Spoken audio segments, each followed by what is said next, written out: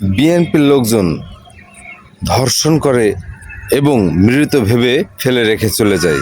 কথাগুলো একটু শুনে যান।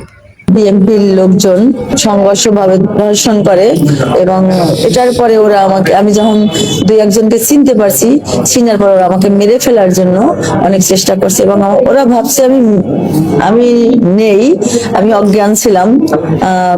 তারপরে ওরা আমাকে এভাবে প্রায় 3 ঘন্টার মতো আমার বাসায় ছিল। আমাকে অনেক কারেন্টে হিট, দর্শন, অনেক অত্যাচারের পরে ওরা আমাকে মৃত্যু ভেবে লাস্টে ওরা বের হয়।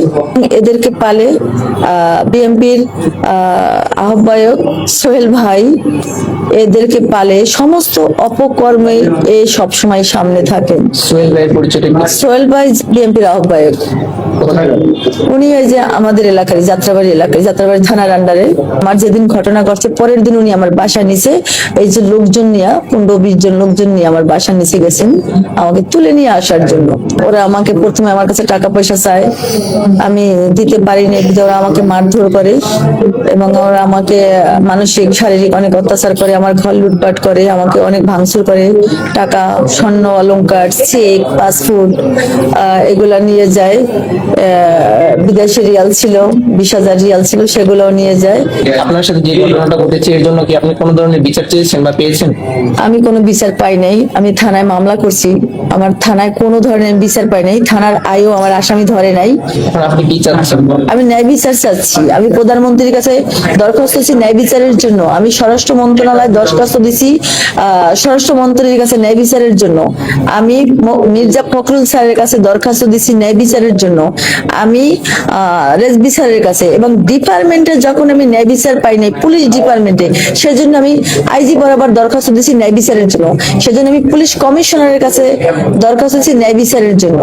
আমি ন্যায় বিচার চাই। কেন আমরা কি মেয়ে মানুষ ভালোভাবে বাঁচতে কেন পারবো না? এই সন্ত্রাসীদের হাত থেকে আমরা ভালোভাবে বাঁচতে চাই, আমাদের বাঁচার অধিকার আছে। 100% এর বিচার হতে হবে। তিনি এমন কোথাও নাই অভিযোগ করেন নাই, কিন্তু সে এখনো বিচার পায়নি। আমি মাননীয় আইনমন্ত্রীর কাছে আবেদন জানাবো, তা এই বিষয়টা সুষ্ঠু তদন্ত করে সুষ্ঠু বিচারের দাবি জানাচ্ছি। কারণ তিনি এমন কোনো দরবার নেই যাননি তার সুষ্ঠু বিচারের জন্য। যারা এর সাথে জড়িত, যারা অপরাধ করেছে, 100% তাদের এই বাংলার জমিনে বিচার হওয়া উচিত। ঠিক আছে? এমন যেন আর কোনো মায়ের না হয়।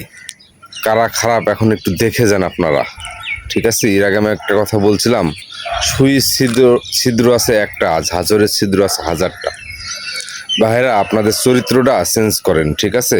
আপনাদের চরিত্রের কারণে বাংলাদেশের অবস্থা অনেক খারাপ, অনেক খারাপ, মানে অনেক খারাপ। আপনাদের চরিত্রগুলো চেঞ্জ করেন, আপনারা ভালো হয়ে যান।